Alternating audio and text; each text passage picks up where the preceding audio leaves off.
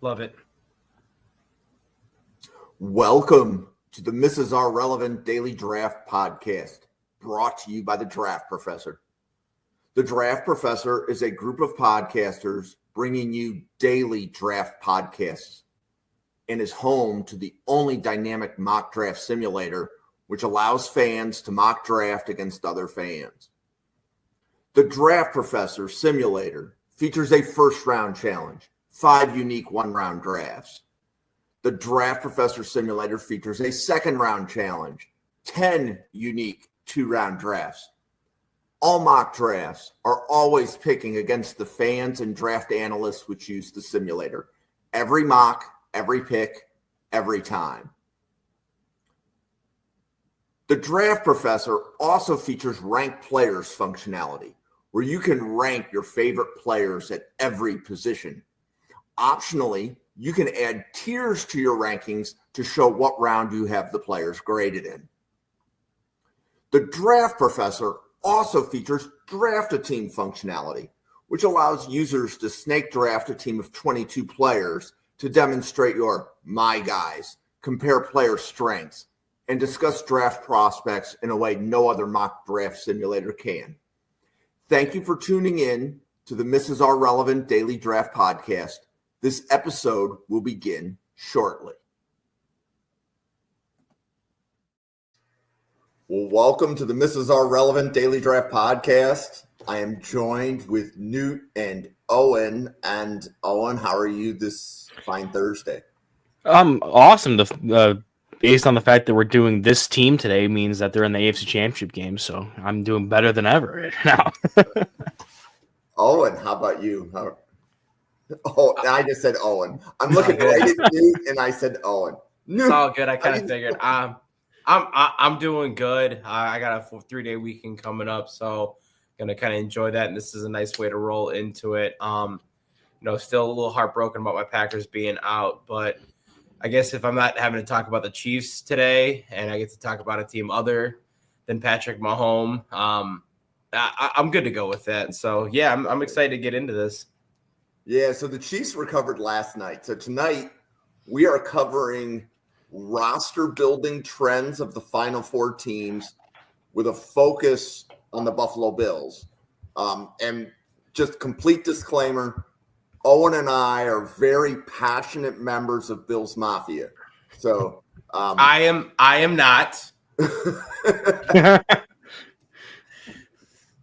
And I have a feeling that there's going to be a couple of Bills fans coming in, because at least one of the other draft professors is a Bills fan. So I think he's going to be coming in the chat here soon once he puts his kids to bed. But I'm going to start with just, let's say, rattling off some data, and then we'll take the conversation wherever it goes. So in 2021, the Buffalo Bills had 27 players that they drafted on their team. This year, Buffalo has 31 players that they drafted on their team. And then 13 of the players were in common between 2021 and 2024. And there's only 3 teams that are higher than that 13. So that's 13 players with 4 years of experience or more that were drafted by Buffalo, being on Buffalo. That's among the league leaders. And we can go into who some of the teams are above them if we want. Buffalo has the most starters that they drafted of any playoff team. Buffalo has 17 starters that they drafted. That does not include Keon Coleman. So if we add in Coleman and take out Cooper, that number would be 18, which would still be the number 1 of any playoff team. Buffalo acquired 3 starters by free agency and 2 starters by trade. So that's just like fundamentally how let's say the macro numbers of how the roster was built. So Newt, being an outsider, when you did like your analysis of what you think Buffalo did to build the team, what did you see? So the first thing that I look at, and this is going to be me having a pretty strong 3-year identity with players in the league, but after that, it gets a little shaky, to be honest. I went and I took a look at Buffalo's roster and their draft picks, and that's going to be the biggest thing that I've looked at, and going to be where I see some of the elements that I can compare to where I had players, regardless of what team, what situation they went to, just like a true player value. So I went and I looked at the last 6 years of the Buffalo Bills draft, and I got to tell you, I was really, really surprised, and makes to me a lot of sense as you're starting to spit out some of those macro numbers, Jim, why you see Buffalo in the situation that they're at. I can go, and I'm not going to necessarily point to this last year because Buffalo's had a pretty good roster built and a lot of the players that they drafted, because number one, they're drafting lower, and number two, they have had a roster that's been able to fill a lot of holes, and they're more so getting those players that are waiting in line. They're utilizing a lot of their first, second, third, fourth, and fifth round picks, and I'm kind of cutting it off there. And we've already talked about that on like top 175, and I think it feels a really good niche in terms of understanding that. But looking at this year, you already mentioned Keon Coleman. I think the draft of Cole Bishop was stellar. Carter, I think, is a really good rotational player. I'm a huge fan of Ufaccio and Van Pran-Granger. I think that those are two players that are going to be great depth pieces. I think Van Pran-Granger has an opportunity to be a starter at some point. He's definitely a player that you can get in and learn from. But if you start going back and take a look, so 2023, Buffalo had 4 picks in the top 175. They had Dalton Kincaid and Osiris Torrance, which were home runs as far as I'm concerned. I think that Dalton Kincaid was everyone's tight end one by the end, if not 1A, 1B with Mayer. But then Osiris Torrance, I think he slipped really hard in the draft, and Buffalo just struck gold with him, to tell you the truth. And then you take a look at Dorian Williams, who's a really good linebacker in waiting. Justin Shorter is the one name from that list that, and once again, this is me as an outside fan, I didn't even recognize that name, let alone saw he's not even on the Buffalo roster. I'm guessing he's practice squad guy or something. He's a tight end on the Raiders roster, I believe. Tight end on the Raiders roster. Yeah, he was not good. He got hurt like his first year. He got banged up, and then they ended up just being like, we have too much. We have depth at this position anyway, so we don't really need you. And he was picked 150. So you take a look at that, and you're like, okay. And then I think this is probably the biggest, maybe one of two, like the biggest stain on Buffalo's draft track is going to be Kaiir Elam. And I think you guys would probably agree with that. First round pick that just didn't work out to where you want him to be. Still on the team, plays more of a rotational role, but you expected first round cornerback to be that dude, and he's just not.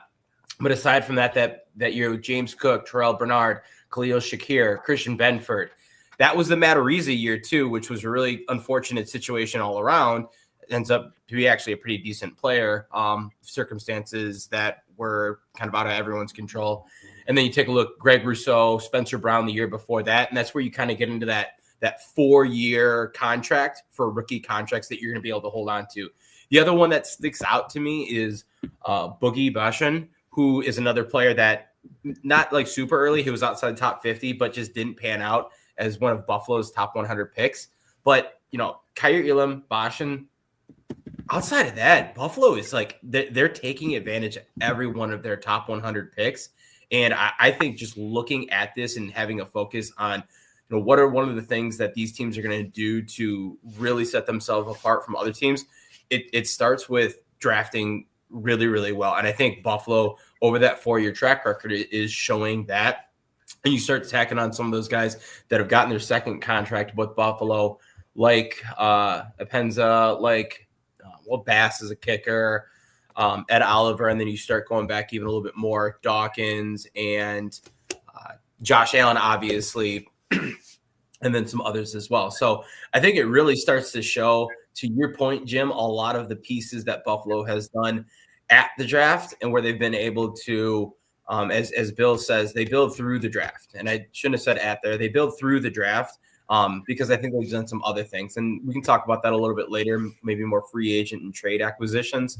I know there's a certain player that we'll probably talk about with trades, but as an outsider, that's the first thing that I see. And the first thing that I looked at was just, hey, what's the last 5-6 years of draft history look like? And for Buffalo, maybe 2 misses in the top 100, which is, for anyone out here that doesn't know that's a stellar track record.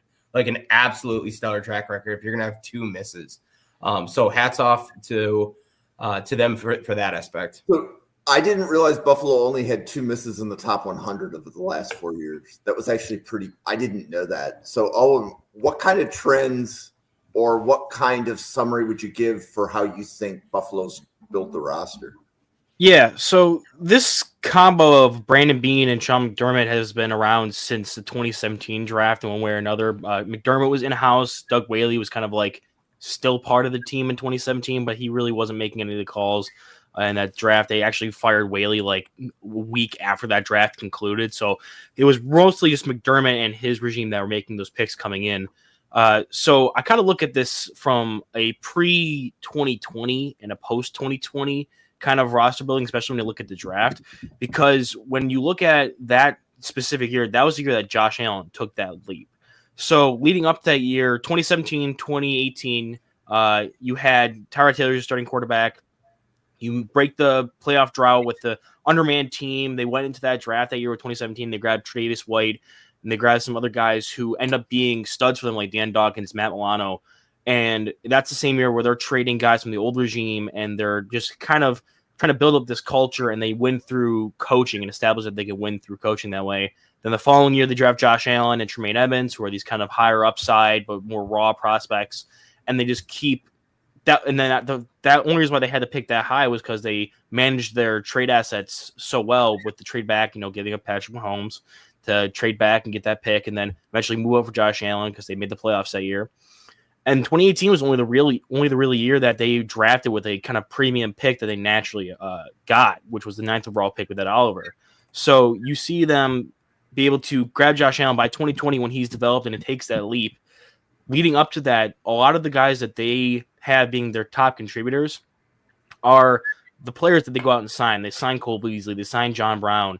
They signed Jordan Poyer and Micah Hyde. They sign all these guys in free agency who are kind of like buy low or kind of these middle tier players that they're hoping they can coach up and build this good foundation of a team. And then once 2020 gets around, that's when they start allowing their own drafted players to start taking these starting roles. And that's when they start investing their own money back into their own draft picks.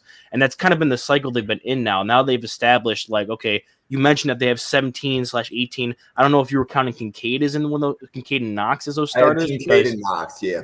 Because I was trying to do the math in my head as well with that, because if you have Coleman, Shakir, Kincaid, Knox, and no Cooper, then that's all 4 receiving options.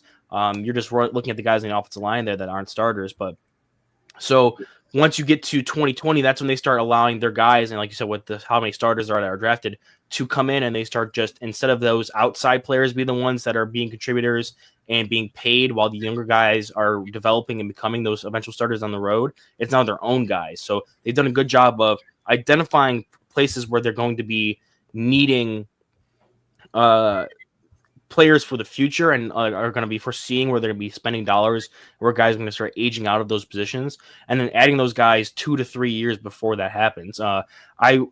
Funny enough, I think, Jim, the first time you ever reached out to me, we were in a Buffalo Bills kind of group chat thing with Joe Marino, who runs Locked On Bills, and we were doing asking questions, and he responds on a video chat, kind of similar format to this, with like our chat. And I asked him, basically, I remember back when that transition year happened, I think it was 2020, where we had Tremaine Edmonds and Matt Milano as the starting linebackers, and our backups were Terrell Dotson, and I can't remember who the other one was.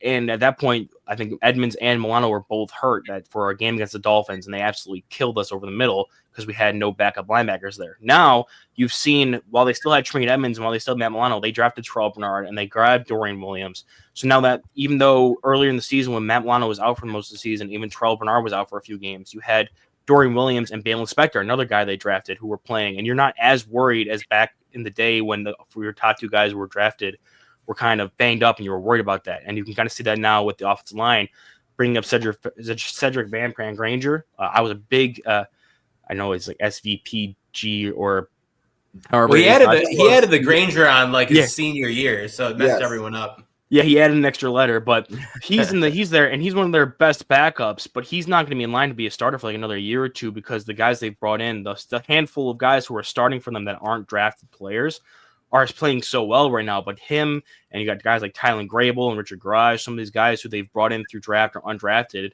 and they've kind of coached up now.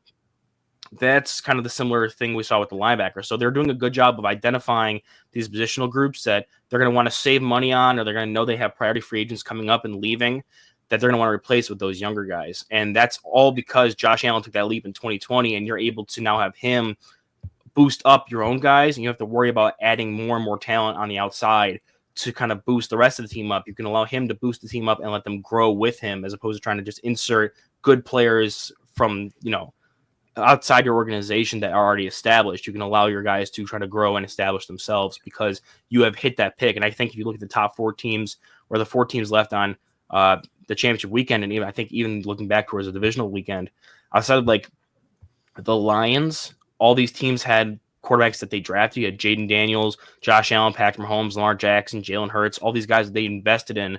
And those guys now they're now paying and are able to be those force multipliers for those teams. So it's a simple answer to the question of how do you make a successful team? Draft a good quarterback. It's like that's the easy answer to everything.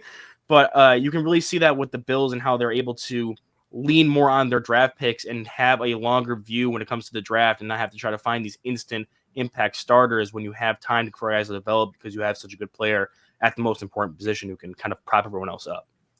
Yeah, so, I want to just bounce off that and we talked about this when it went to like team building with the Commanders and the Texans.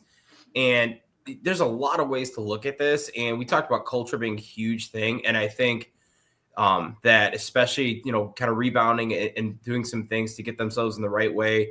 McDermott and Bean have done a really good job of that. But you got to have a quarterback. Like that is priority number 1. And just like put that out of the way. Like the fact that Josh Allen, who Josh Allen is, puts this team so far ahead where they have the ability to then like have a little bit of slush room. And I think something like that is, I guess it's understated, but it's just so incredibly powerful. And I've heard this before. It's probably been said on, this podcast or other podcasts on Draft Professor, but the quarterback is, and anyone can argue with me, the most important position in all of professional sports, bar none. There's no other position in a professional sporting team that is more important than a quarterback in football, period. So the fact that not only Buffalo has a good quality starting quarterback, they have a top 3 starting quarterback, that's just enough to put them already in a stellar position. So if you remember when we did the which positions would you build your franchise around? And I was mocked because I had linebacker higher than a lot of people. So Owen pointed out a couple years ago when Buffalo got eliminated from the playoffs, our linebacking core in the playoffs was in shambles, right? I mean, we were literally starting somebody that we grabbed off a vacation. And you would know, AJ Klein. At one point he played for Green Bay, right? Yep.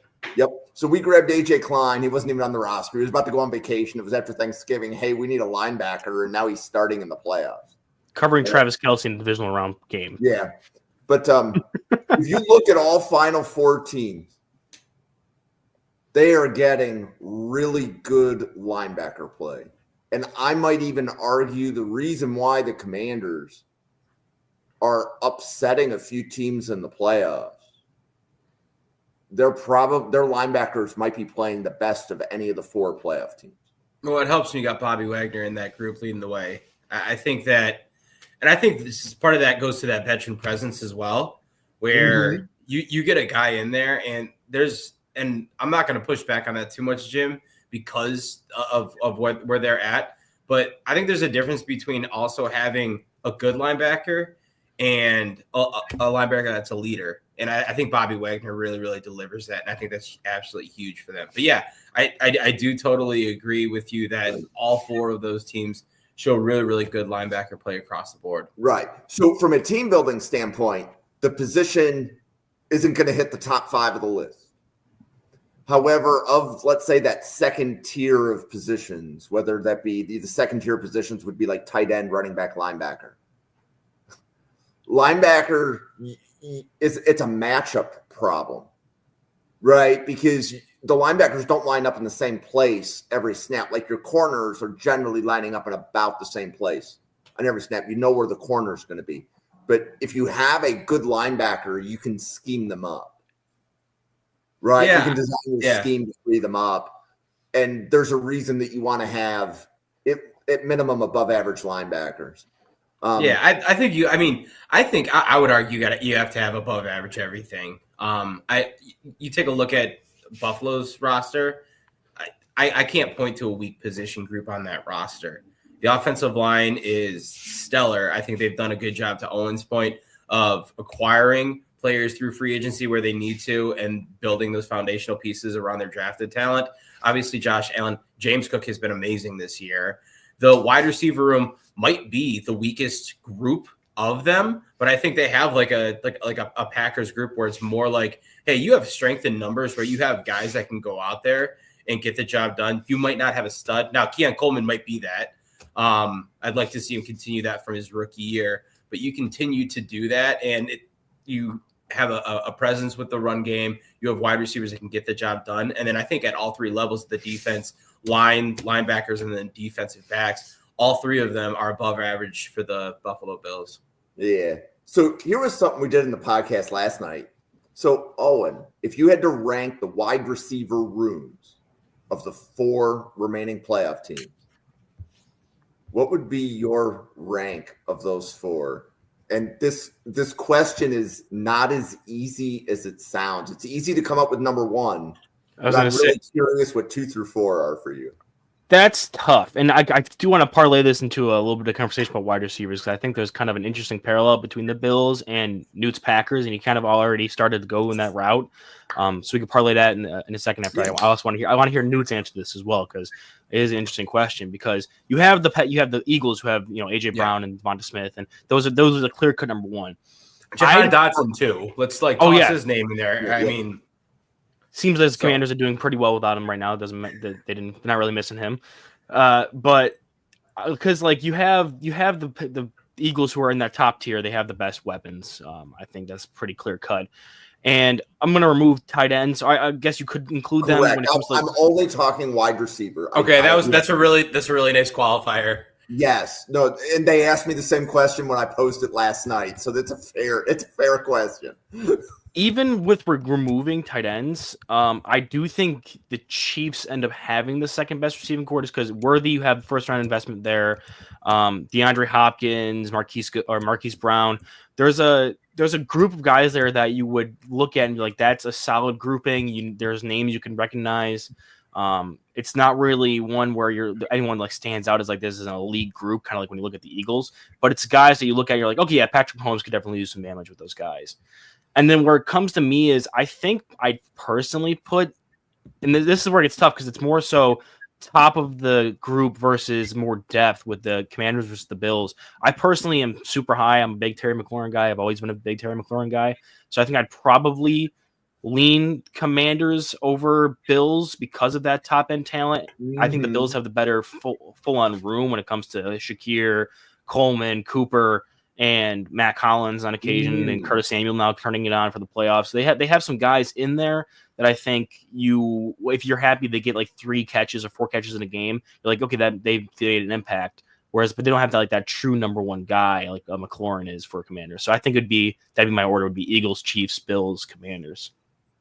Newt, how about you? I'm gonna flip the bottom 2, but I'm kind of it's a similar story. I just think that having 3 or 4 wide receivers that can dominate that is better than having one guy, because I think McLaurin's a dude. I really do. I think I don't think he's necessarily underrated, but he's a damn good receiver, and he might not always get that top 10, top 5 buzz, but he's constantly flirting with the production, even undergoing what has been up to Jaden Daniels a really, really rough road with Washington quarterbacks. So I like him, but outside of that, it's Luke McCaffrey, Jamison Crowder, KJ Osborne.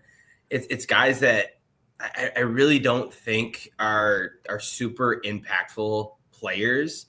I don't think they're bad players by any means, but I think you start to take a look at the Bills and you have an understanding of, okay, Keon Coleman was the top pick this year for them, and he's starting to really blossom with that. Khalil Shakir has been stellar. And if you're talking about Amari Cooper then as your third, and then you got Curtis Samuel in the mix as well, obviously both of those guys getting older, but still able to be impactful players. And once again, vets that understand the game. Yes, I would take. And I need to interrupt. We will not have Mac Hollins slander on this podcast. He leads the team in touchdown receptions. And Mac Hollins. So like to that point even more. I apologize. To that point even more, I'm going to take the Bills over the Commanders.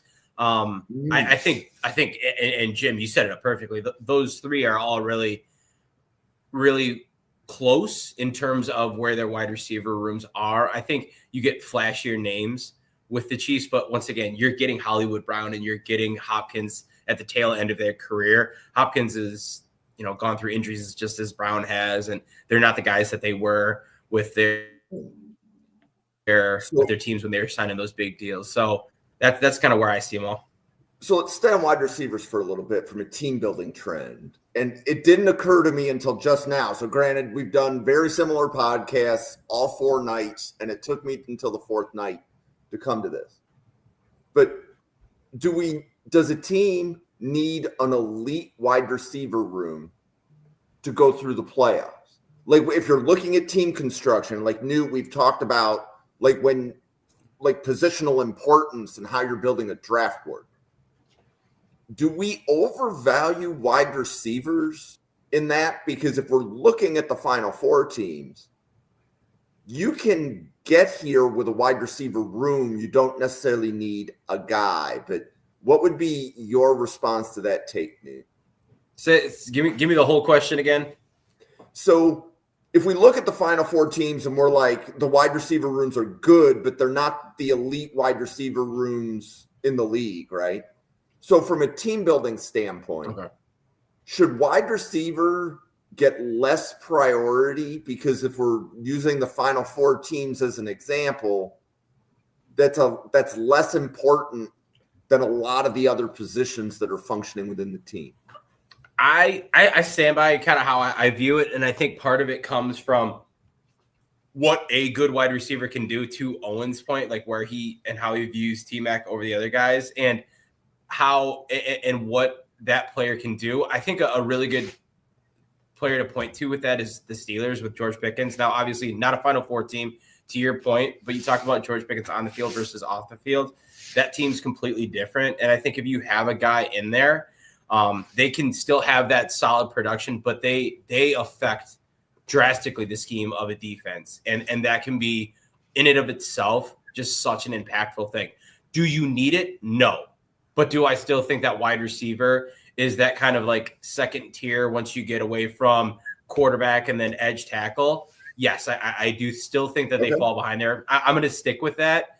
But I do recognize that, hey, there are 3 teams right now that are getting by with maybe without a dude within their system. And obviously, the Chiefs have a little bit of unicorn with Travis Kelce, who's once again found a way to turn it out in the playoffs in true Kelce fashion. And, Commanders still have Terry McLaurin. So I think if you're pointing to that, like a true number one option, the Bills might be the only team that actually don't have that. If you're inviting then Travis Kelce into the mix as well. So I think that really, really impactful player does make a really big difference. So Owen, how about you? Where do you think, do the Final Four teams show evidence that fans over prioritize wide receiver in team building? I think, and this leads perfectly into what I wanted to touch on a bit when I led in with the receivers talk. I think, in bringing it back around to the Bills specifically too, I don't know if it is specifically a wide receiver exclusive question, because I think for some of the teams, like of the 4 teams, and you look at their quarterbacks, I think we could probably consensusly agree the worst quarterback of the 4 as of right now, as of this game going to be played on Sunday, is probably Jalen Hurts of the 4 of them. And he's the one with the best supporting cast, and he's playing at the same level as other guys are, even though we can kind of look at him and be like, yeah, he's the worst passing quarterback of the 4. So I think when you're looking at the question of like wide receivers, if you need a dominant number 1, I think it helps a lot to have one, but the return on that investment gets less and less as you can have a quarterback, kind of like Randall was saying, that is, as he gets more and more up those ranks of how good of a quarterback they are, the less and less you would have a need for that top receiver. So, like the Buffalo Bills, and this is where I wanted to say relate to Newt. Outside of Dalton Kincaid in 2023, they have not drafted like a skill position or a wide receiver specifically in the first round pick since McDermott's been there. The highest picks have been Keon Coleman with a 33rd overall pick. So that's kind of a cop out because it should have been a first round pick, but they just got the extra value. And then Zay Jones, who was like a mid second round pick in like the 40s or 50s. Everyone else, Gabe Davis was a 4th round pick. Khalil Shakir was a 5th round pick. They invested into guys like they originally drafted, I can't remember his name, I'm blanking on, Oregon State receiver, played Isaiah Hodgins. They drafted him in the 6th round. They invest these later round picks into guys who end up becoming contributors on their team. And they clearly show they don't value drafting these guys in the first round, but they've also shown that they value having that number one guy. When Josh Allen was first, trying to build up and get into a better quarterback, they signed John Brown and Cole Beasley, who were good players, but they never had that number one. They've made the same exact trade for a number one wide receiver 3 times since Josh Allen's been that quarterback. They traded a 3rd round pick for Kelvin Benjamin. They traded a 1st round pick for Stephon Diggs, and then they traded a 3rd round pick this year for Amari Cooper. They clearly show that they need that X number 1 receiver, and that's still technically a need every team's going to want to have, no matter how good your quarterback is.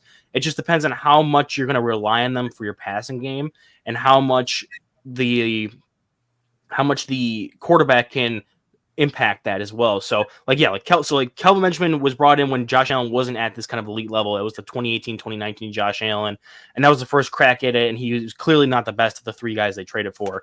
And then you saw Stephon Diggs come in after they traded that first for him in 2020, and that kind of helped Josh Allen propel himself to becoming this better quarterback. And now with Amari Cooper kind of in the he's on the wrong side of 30, they tried to trade a 3rd round pick for him. He has flashes, but he doesn't need to be that like dominant number 1 guy, because Josh Allen can get it to these guys who are these lower round picks, who are Khalil Shakir, like a slot build kind of guy, reliable hands. You're not going to ask him to go out there and be like prime DeAndre Hopkins, but he can be a guy that you can trust that if Josh can get the ball to him, he's going to catch it and make sure that Josh isn't going to have the ball hit some guy's hands and drop, and he'll be reliable enough. Same with some of the other guys they brought in, like a Curtis Samuel, like a Matt Collins. These are guys that he can trust to perform well enough without having to be that like dominant number 1 guy. So I thought that was kind of a cool trend that they made that exact same kind of trade for that X receiver, but they never show that they want to value putting a 1st round draft pick specifically, like drafting a guy in the 1st round. Like I know Diggs was a trade for the 1st round, but he was already an established player that you knew could come in and help. They're not looking to draft guys in the 1st round to be kind of a developmental 1st round pick, wide receiver, be that X kind of guy, but they are willing to trade for a guy like that. Yeah, so that makes sense. Let me stay on the trade there for a second. So there is a trend with the Final 4 teams. Every single one of them has traded for either a corner or a wide receiver or both, which are starting for the team.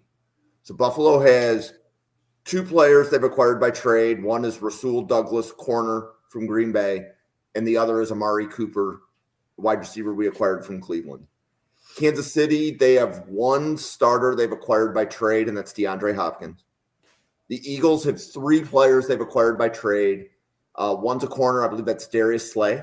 Yep. Mm-hmm. And then 2 wide receivers, which would be AJ Brown, Dotson and Brown. Yep. And then and then the Commanders traded to get Lattimore. Yep. Okay.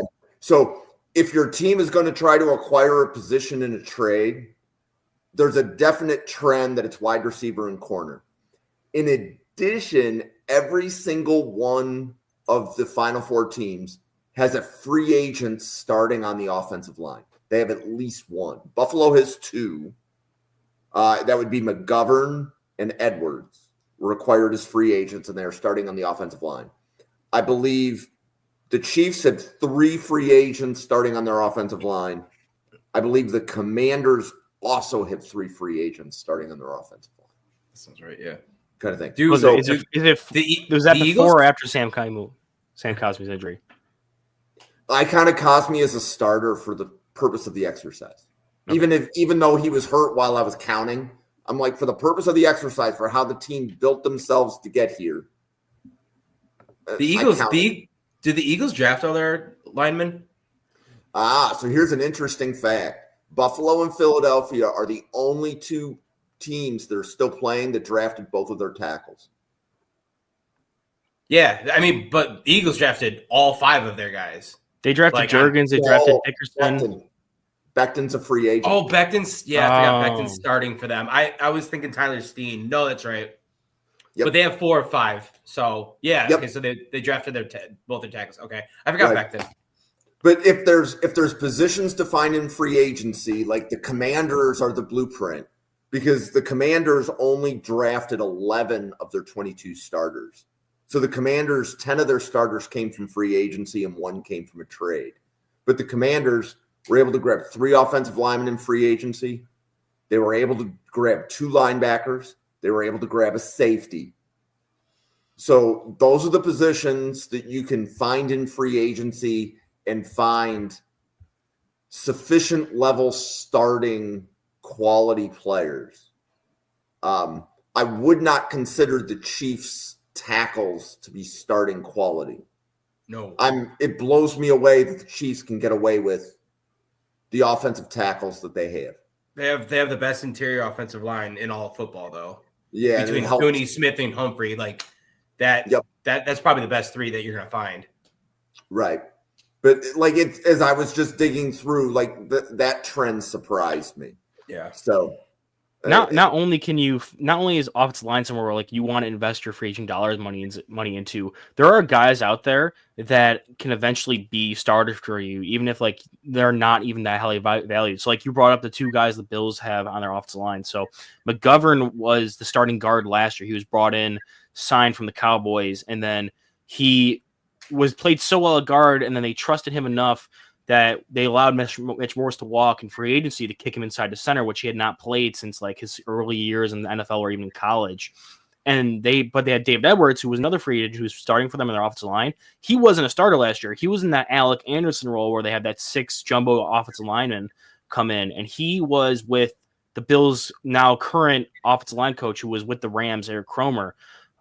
Who is like super important to why the Bills' offensive line has taken the steps it's taken so far. But they brought in a guy like Edwards because they knew that he had familiarity with his offensive line coach, and they brought him in, allowed him to get used to the system with that 6 offensive lineman spot, and then they were able to plug him in. They basically signed and stashed him to learn the system, kind of like you do with kind of these more raw draft picks. And then now he's a starting guard when then McGovern kicked in the center. So you have the 2 guys who are free agency signees there, but they were both on the team last year. And one of them was signed last year, but wasn't even a starter last year. They were able to bring him in, develop him, plug him in, and have them mold together.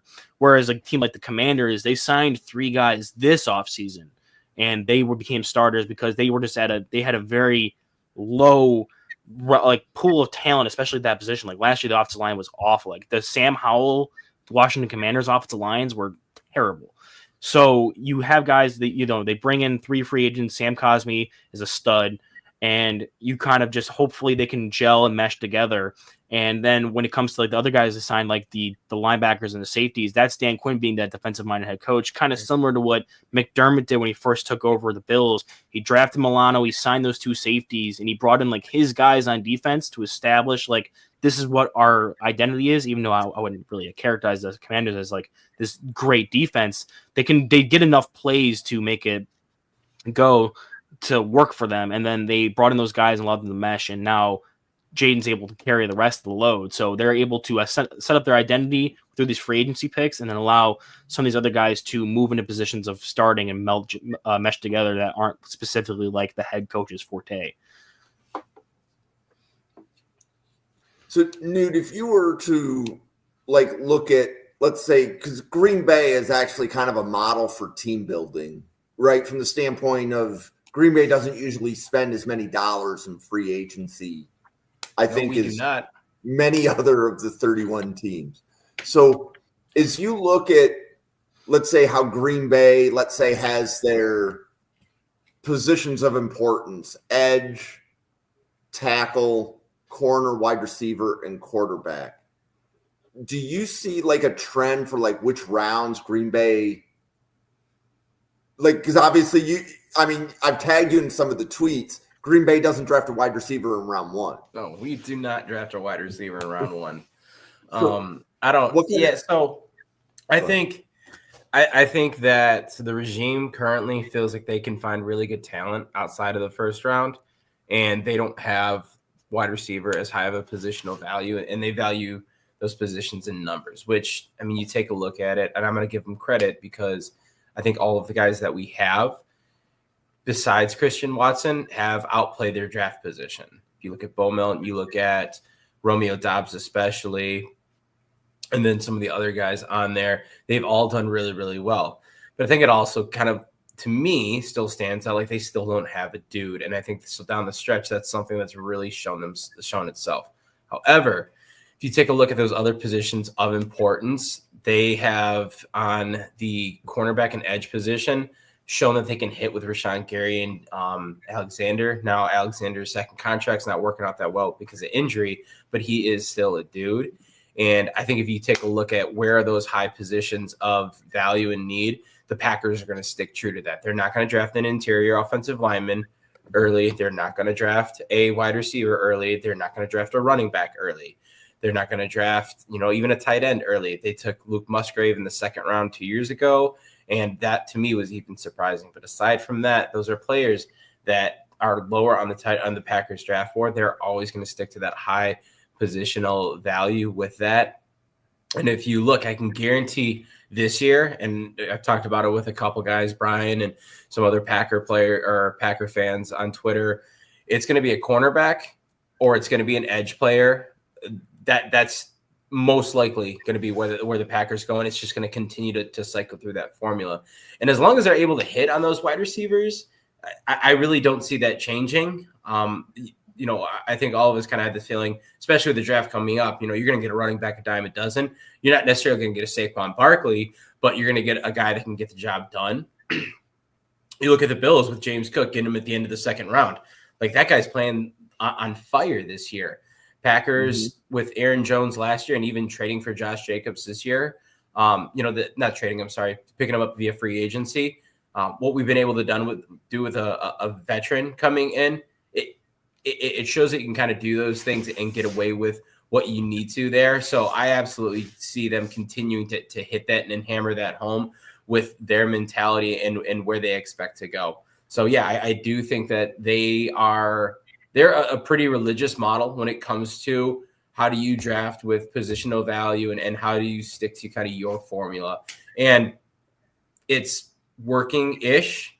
I still think that there's some things that do need to take kind of a step forward in terms of that. And they got to break the mold somehow, some way. Xavier McKinney was a really good example of, hey, can we kind of step outside our comfort zone a little bit? They did, and it paid off really, really well for them. So, Owen, how about you? Like, if you had to look at Buffalo, like, I can't predict. I don't know that Brandon Beane has ever drafted the same position twice in round 1. I think they show a model of what they like to do. So especially now where they've established where like they don't really need to hit on their round 1 guy to be like a day 1 immediate contributor.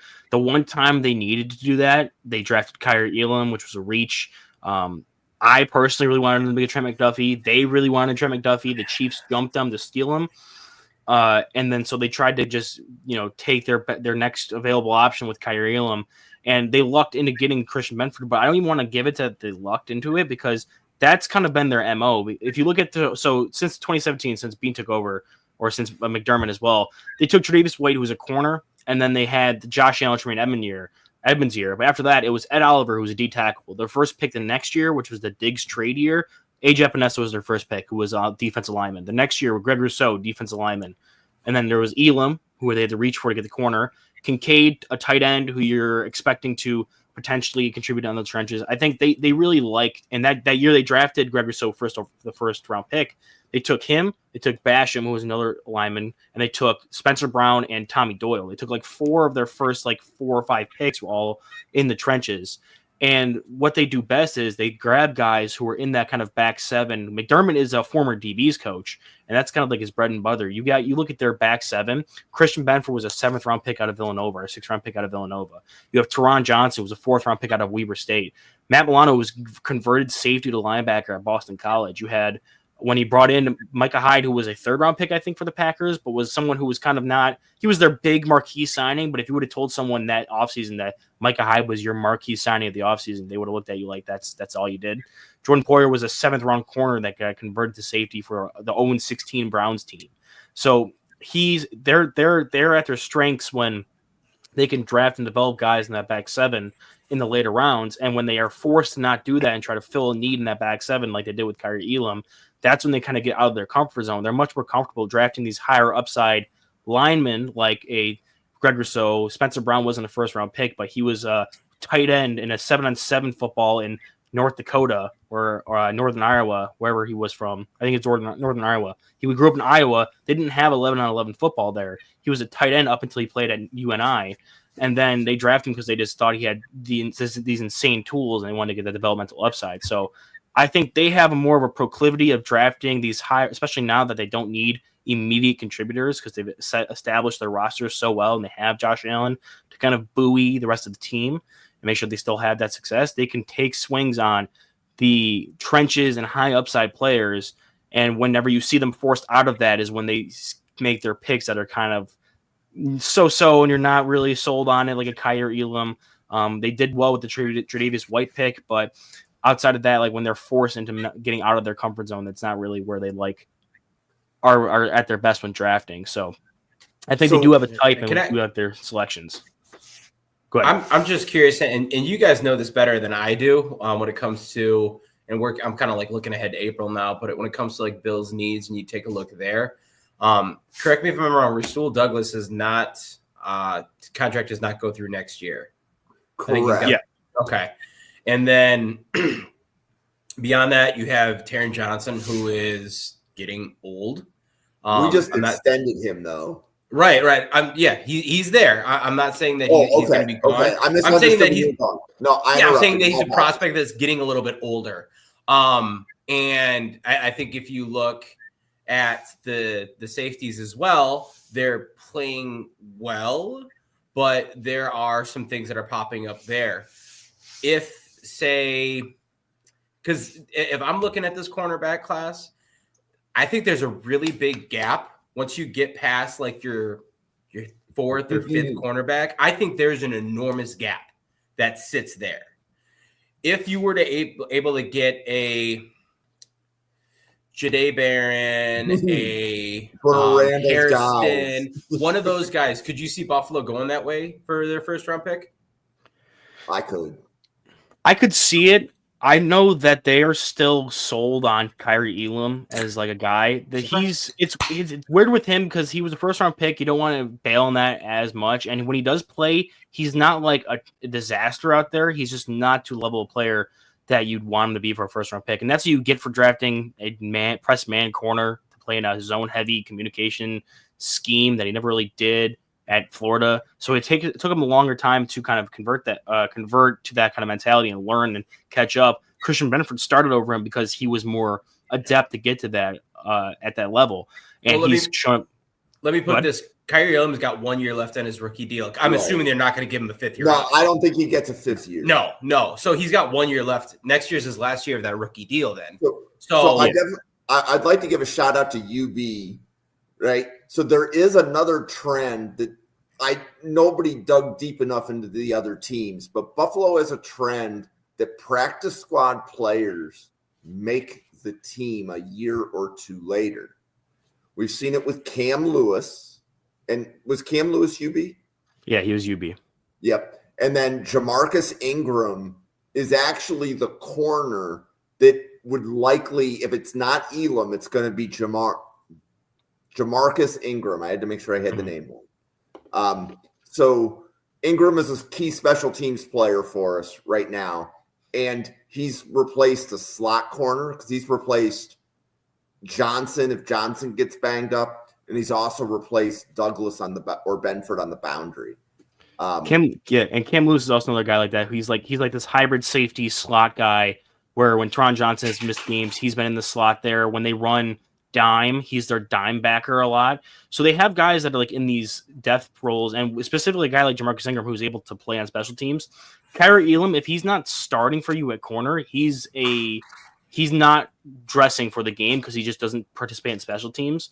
So they have these guys who they have playing for them every day, whether or not it's going to be at corner or because they have special teams value. And I really do trust this team more than any other team out there to go and draft these guys. And even look at the current safety duo. Taylor Rapp was a guy they signed from the Rams who I would be comfortable having him be my starting safety again next year. They just drafted Cole Bishop in the second round, who's kind of that same strong safety kind of mold. DeMar Hamlin's going to be up either after this year or the next. I believe it's this year. He's a free agent. Yeah. And that's another guy where he was a 4th round pick out of Pitt, and he didn't get a starting job right away, but then he slowly worked his way in as those older safeties got hurt. He's 6th round pick. Even more credit. Give the Bills more credit. Right. They're doing a really good job with these late round picks. Oh, and correct me if I'm wrong. Alec Anderson started on the practice squad, didn't he? I believe so, because I think if I remember correctly, he was another guy who was a late round draft pick that couldn't make the team because they had depth at the line position, and then so they released him, stash him on the practice squad.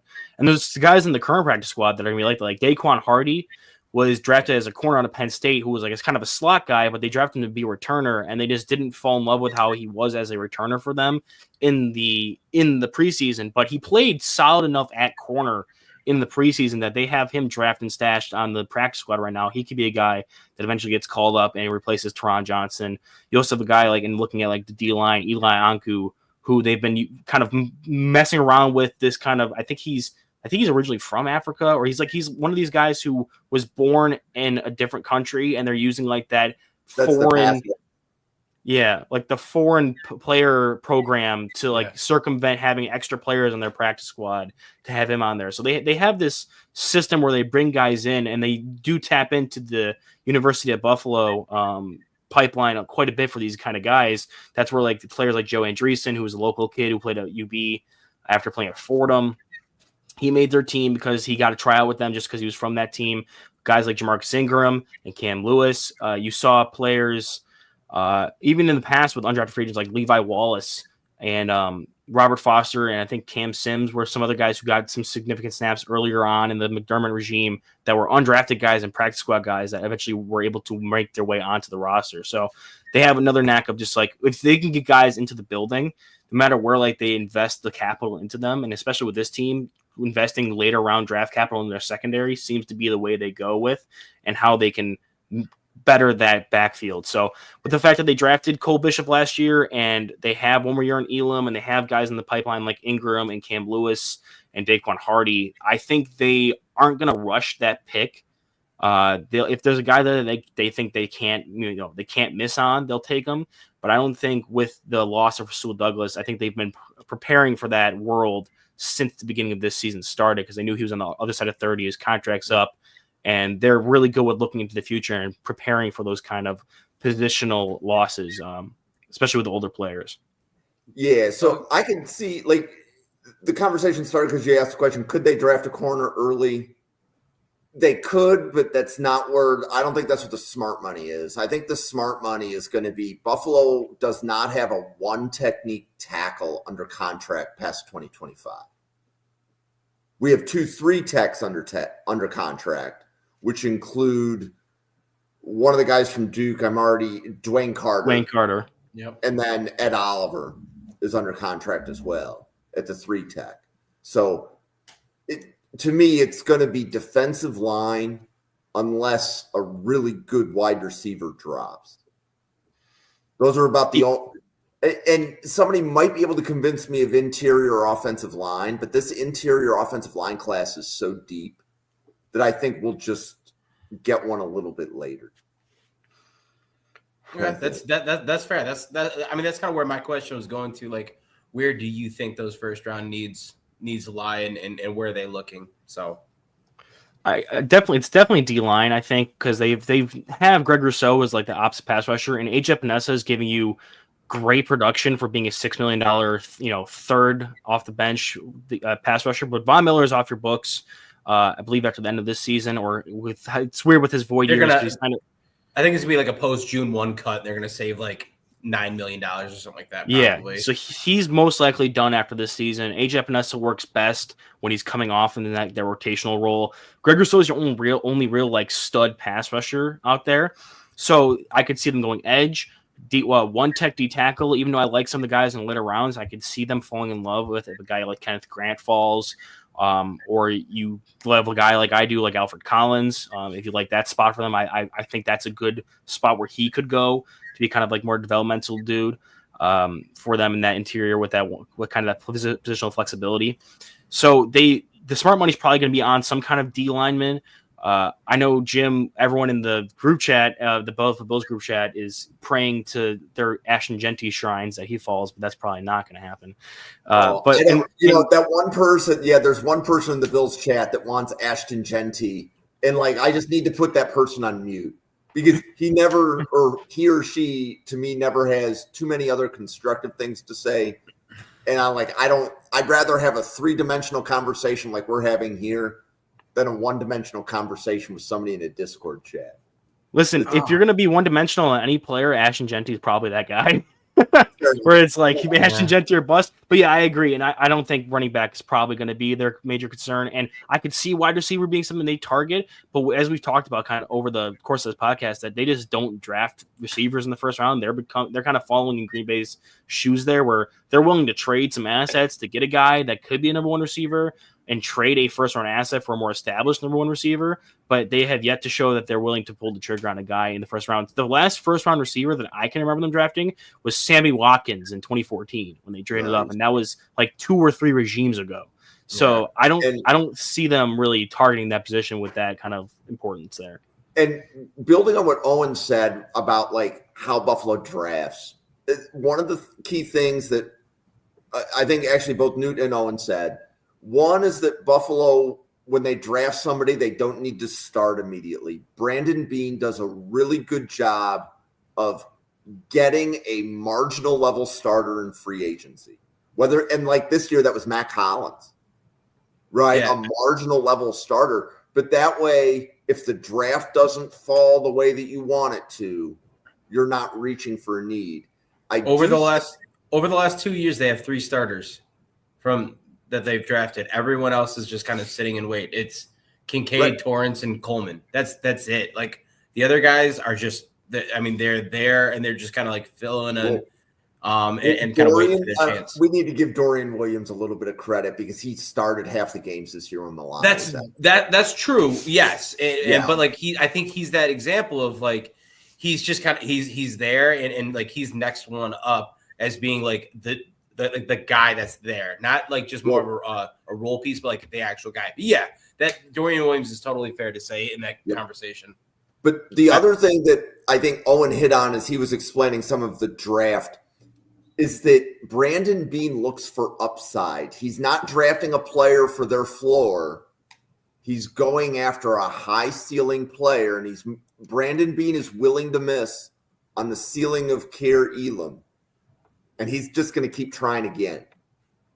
But he's not going to change the way he drafts because he missed on a first-round pick.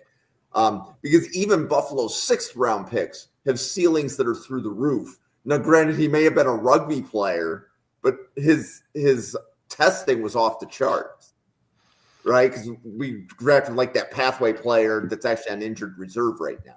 Yeah, Tylen Grable.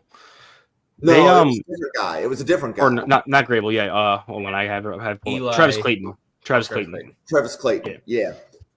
So I think, like, if you're looking at a player that Buffalo would draft, like if a Michael Williams were to drop to Buffalo, right? He has all of the traits. He doesn't necessarily have it on film yet.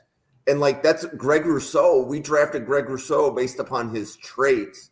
He didn't even play college football the previous year because of COVID. Yeah.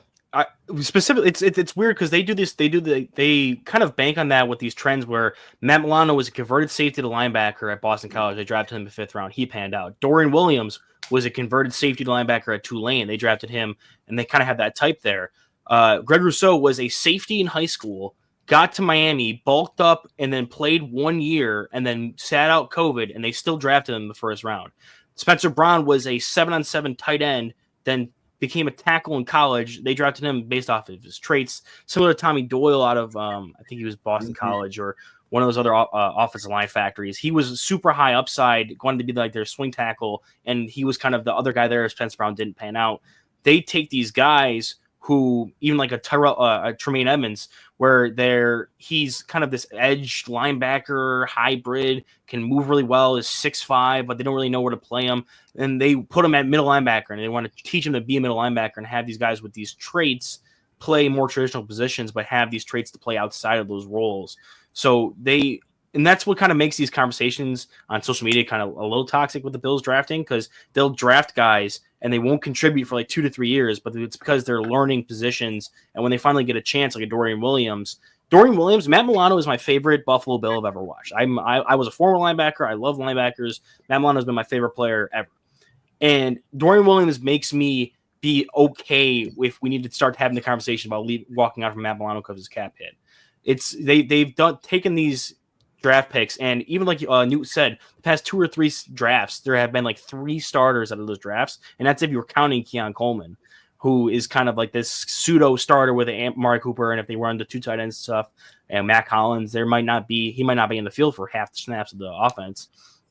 But you have guys you have like 12 guys from your draft class that are on your roster but aren't playing, and no one's really mad about it because no one's saying like, oh, these guys are busts, oh, these guys aren't living up to their draft potential. Oh, we didn't have a single guy in like any of the all rookie teams. I think Brandon Codrington, who we didn't even draft, was on an all rookie team because as a returner.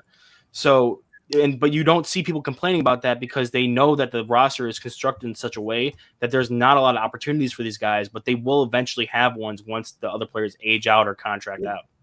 So one of the things that I repeat a lot is draft starters. So I think Buffalo does a good job. Like, out of the 4 remaining teams, Buffalo has 17 starters that they drafted. And if you include Keon Coleman over Amari Cooper, it's 18. Okay. The next highest is Philadelphia at 15. The next highest is Kansas City at 14. And the Commanders are down to 11. But one of the other things I'll point out is if there's one thing that Brandon Beane has to do better, he has to draft more Hall of Fame players and more All-Pros. Right? And Newt, I'm glad that made you laugh. And I'm glad that made you laugh, right? Because to me, if I'm comparing the Bills to the Chiefs, the difference is Chris Jones and Travis Kelce. Those guys are Hall of Fame players that the Chiefs drafted and kept. The difference, though, is the Bills have then a full offensive line that they can play with, and the Chiefs only get 3 of 5 that they can play with because they got to pay those guys. And that's where you run into this with it's like the line is running out somewhere. And I think it's really starting to show itself with that. I love that. But I think one of the biggest things that I look at across the board for the Bills is there's just so much equity in every single group that, like, yeah, they might not have that.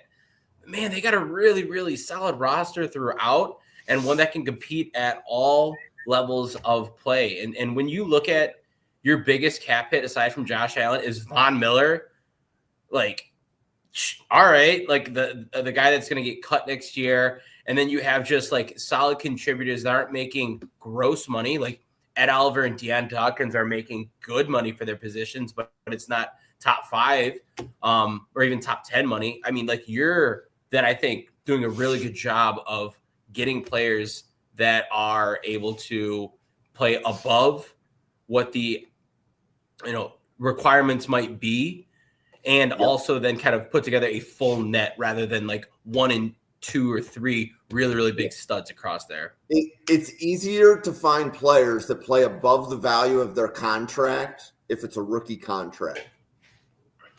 right? Oh, yeah. Absolutely. And then I also think that there's one other thing that we haven't pointed out, in that Buffalo will always enter training camp with a deep roster. I think Brandon Beane leads the league in August trades. I didn't count, but I'm willing to plant that flag until somebody proves me wrong. But nearly every August, before Buffalo cuts somebody, we're trading them to a team. We did it. I think is it Daryl Williams, like the defensive end that we traded to Carolina one year? Yeah, it was. Yeah, Darrell Williams. We traded Wyatt Teller for a fifth, which ended up blowing up in our face. But that was kind of a guy who couldn't. We didn't win our starting job out of the practice squad or out of the preseason, and then we were like, okay, our depth is good enough that you're willing to trade us a 5th-round pick for this backup guard we have. Ryan Bates we got like a 4th-round pick from the Bears last year for him. And now you're seeing guys like Gabe Davis leave, and you get compensatory picks for him, and he's not doing all the best in the Jaguars system over there. So I think another issue with the whole everyone wants to draft Hall of Fame and all pro level players. Chris Jones was a 1st-round pick. Travis Kelce was a 5th-round guy that they took a swing on, and it was kind of like in the same vein with Travis Kelce that the Bills are currently doing with what they're drafting. Is like they drafted Travis Kelce as a guy who was kind of unconditional, like not super traditional for the position of tight end. Was one of those receiving guy, former quarterback, and he just happened to turn out to be one of the best tight ends of all time. So that was kind of more luck, if anything, that they were able to luck into him. The Bills are drafting in the back half of the 1st round every year. Outside of like TJ Watt, your Micah Parsons, your Myles Garrett's, and that, I'm bringing up edge rushers specifically because that's usually what the discourse is around the Bills fandom, is that they want this generational pass rusher. You're not going to get Abdul Carter at 30 or 31. You're not going to get a guy like with that level unless you're going to trade for him. And that's what they tried to do with Von Miller, and that's why he's their 2nd highest contract on their books, is that they knew they weren't going to be able to draft a guy. They tried it with Rousseau, and he's developed into a solid pass rusher for them, or even like a good pass rusher. He's a good pass rusher. He's just not one of those absolute game wreckers, depoy type of players. But those are when you have those guys coming out of the draft, and you can acknowledge that those are going to be those guys. They're going top 10, no doubt, locks. And right. Yeah, I make this statement knowing that you don't draft somebody saying, oh, Keon Coleman's going to be a Hall of Fame wide receiver. Like, that's the wrong expectation. You should be trying to draft starters, right? The objective of the draft for team building purposes should be to draft starters. But some way, somehow, if Brandon Beane finds a player that can make an all-pro impact, if he can draft a player that makes an all-pro impact, I think that's when the narrative in the media on Buffalo changes. Because right now it's Josh Allen and 52 other guys. That's my opinion. That doesn't mean people will agree with it. But we've also been going for more than an hour. So I'd like to pause for a couple of commercials before we close out the podcast. So first is that tomorrow, which is Friday, is going to be our first 32 GM mock draft. So that's going to start at 7 p.m. Eastern. There's going to be a few people in the podcast. Owen will be one of them. And we have a guest Bears podcaster coming on.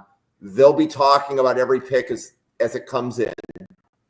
And then there's going to be 28 other people in the chat sending their picks in every 2 minutes. So that's what we're doing tomorrow night. So if you want to hear some people talking about draft, you want to hear 100 prospect names, because we're going to go for 3 rounds. It should be a lot of fun, and it's a good way to spend a Friday night. So at least it is for me. I can't speak for everybody else, but it is for me. So Newt, you want to tell everybody kind of who you are and how they can find you?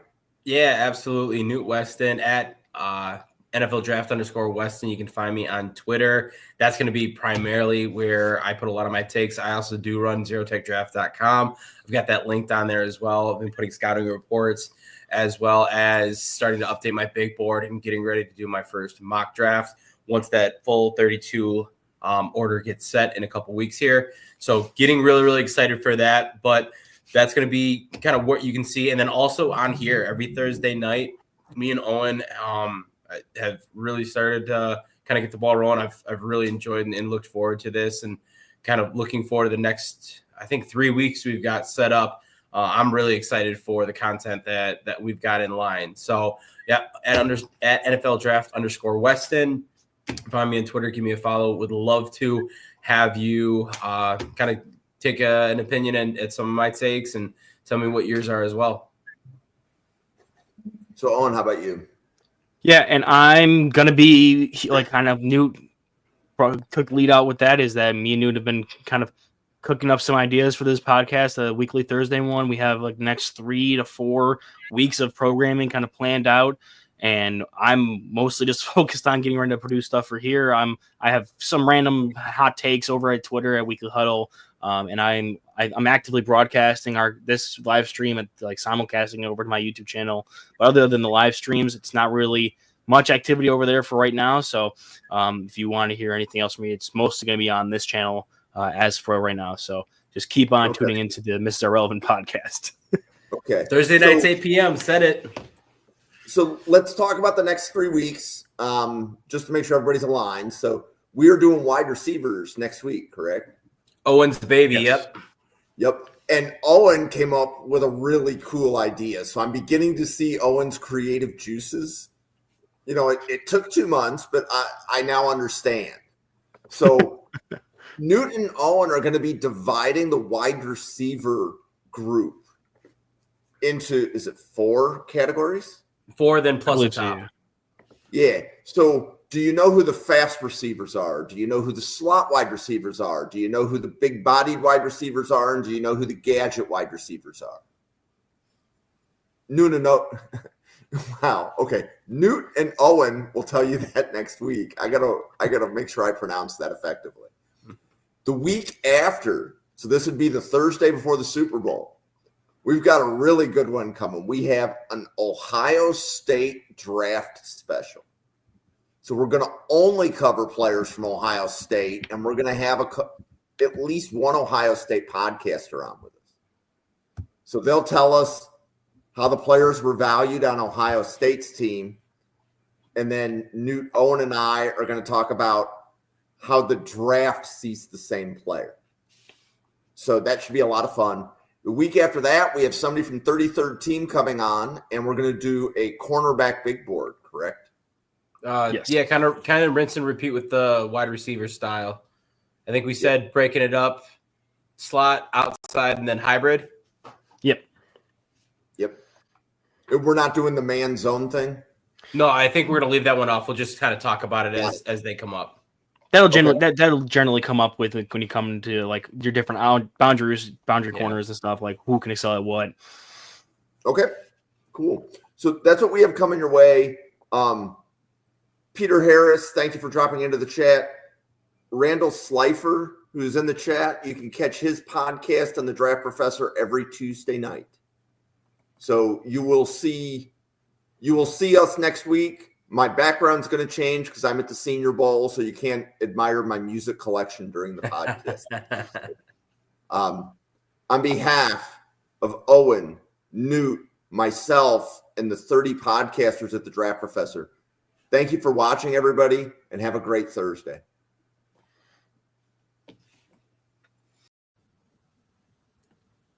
Thank you for watching this episode of Mrs. R Relevant, the Daily Draft Podcast, brought to you by the Draft Professor. Please follow the Draft Professor on X at NFL Draft Fanatic, no I in Fanatic. Please follow the Draft Professor channel on YouTube at NFL Draft Fanatic, no I in Fanatic. We look forward to seeing you on our podcast tomorrow.